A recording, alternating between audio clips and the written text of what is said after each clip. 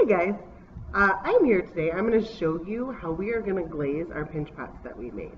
So we created our pinch pots out of clay. We made a red clay pinch pot. And this is what they look like when they're cooked. So it's kind of this reddish brownish color. And today we're going to paint them with a clear glaze. The glaze is a special paint. It's made out of rocks and minerals that have been kind of smushed up. And when we paint it on, I cook it again in my kiln that you can see right here. And after I cook it, it turns really shiny. And we're using a clear glaze so we can see through to see that cool red clay that we were using. The reason it gets shiny is because those rocks and minerals, when we heat it up, they turn to glass. And so now our stone clay has a glass coating on the outside. This helps to make our pot a lot stronger so it's not as fragile. And it also makes it so that it can hold water. And now, once I've cooked it, you can put this in the dishwasher, you could put it in the oven, you could put it in the microwave, you can use it to drink, you could use it for soup, maybe you want a teeny tiny bowl of cereal. It's up to you. You can use it for any of those things. Or maybe you just want to use it to put your stuff in. So right now, I'm going to show you how we use this special paint. Now this paint is kind of expensive, so I want you to be really careful not to spill it or waste it or drip it. And I'm going to show you how to do that. What we do, we take our pot and we're going to set it on top of a piece of paper. This is really important because we don't want to paint the bottom of our pot at all. If you paint the bottom of your pot, when it turns to glass, it's going to stick on my shelf in the kiln, and I'm going to have to take a hammer to whack it off, and then your pot's going to break, my kiln shelf is going to be ruined, and you're not going to be happy, and I'm not going to be happy. So make sure, do not paint the bottom of your pot. You keep it on this piece of paper that helps us to keep it clean on the bottom. You're going to want to have a teacher help you open these containers. This is the container that holds our special paint. And you can see, once I open it, that it is a blue color. And I told you this is going to be a clear glaze, like you can see through. It is colored blue, so you can see where you painted it on your pot. I'm going to take my glaze. It's going to be set in the middle of the table, so I can share it with everybody at my table. And I'm going to take a paintbrush. Remember, when we use our paintbrushes, do we use this part of the paintbrush to paint? No, we don't. We only use the very tip of the brush to paint. So that's the only part that we need to get paint on. We don't need paint up here. We're not going to use that paint. We're just going to be wasting it and getting it on our hands. So the only part of our paintbrush that needs to have paint is right here at the very tip. Now take my paintbrush, dip it into the paint, just the very tip of the brush. I'm going to take it, I'm going to wipe it just a little on the edge so that I don't get any drips. I'm going to dip, wipe, and then I am ready to paint. You need to paint your pot with 2 coats of paint. That means you are going to paint, let it dry, and then you're going to paint it again.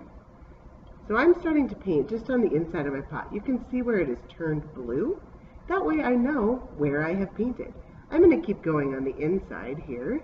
Make sure that I cover the whole thing. Notice I'm dipping, wiping, and painting pretty often.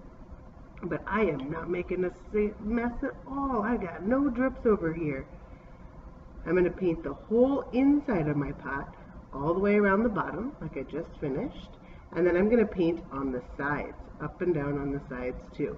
Remember, when we're painting, we are keeping our hairbrushes looking hair looking very nice and fly. We don't want any bad hair days. So I'm dipping and I'm painting and I'm turning as I go. So now you can see I'm getting that paint all the way around on the inside. When I finish my inside, then I'm going to go to the outside. And I'm just going to paint around the top. This is called the rim of the pinch pot. Paint all the way around the top. If you have any little cracks or nooks and crannies that you want to paint, that you are having a hard time getting in, you can take the very tip of your brush and you can kind of dab it like this. And that helps to get it in any cracks. Or if you put texture on the outside of your pot like I talked about doing, you can use your paintbrush and just dab it in like that to make sure that you get paint all the way inside those two. I'm going to paint all the way around on the outside like this. Remember, don't paint the bottom. We are not painting the bottom today. Alright, so I'm going to keep painting. I'm going to finish painting the outside of the pot. You'll notice that this paint dries super fast, which is great because we don't want to wait for it to dry. Remember, I'm going all the way around, painting every little nook and cranny, hitting every little bit, but not the bottom. So I'm not painting the bottom here, I'm painting the side. Alright, I have just finished my very first layer of paint. And remember, I said we want to put 2 coats of paint on. So this little part that I just painted is still a little wet, but my inside is now dry. So what I can do is set it down on my piece of paper. Remember, I'm going to dip, wipe on the edge, and now I can just finish painting on the inside. The paper is there, it's going to keep my table clean like I said, but it's also nice sometimes to set your pot down and just paint on the inside. I can see where I have painted because the part that I'm painting right now that's wet is darker than the part that's already dry. We need to paint over everything that we've already painted. And if you see any little red or brown spots, you need to make sure to get those because that means there's no paint on it. If you don't get any paint on those parts, they're not going to be shiny. One thing I like to do is paint a little bit and then spin my pot so that I can see what I am doing. So I'm going to paint the bottom, the sides.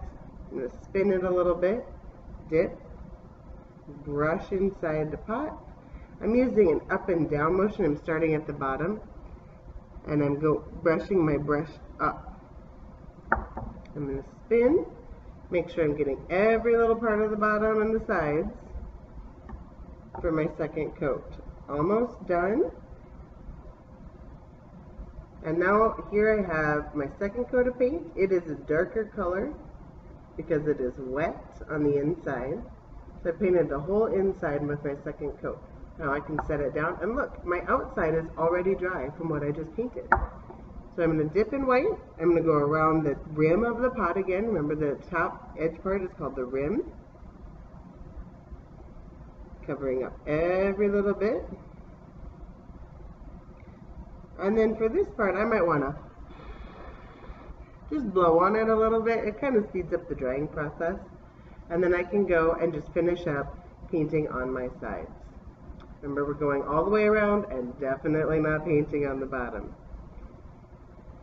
All right, when you are all finished with yours, you're going to make sure that you set your brush down in the container in the middle of your table, not in the paint. If you do that, we're going to get a mess.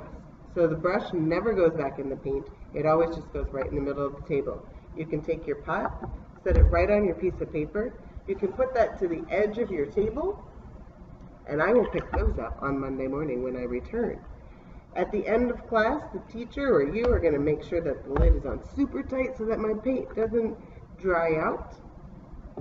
And that is it. That is how we paint our pinch pots. You're going to paint the whole thing. I'm going to cook it.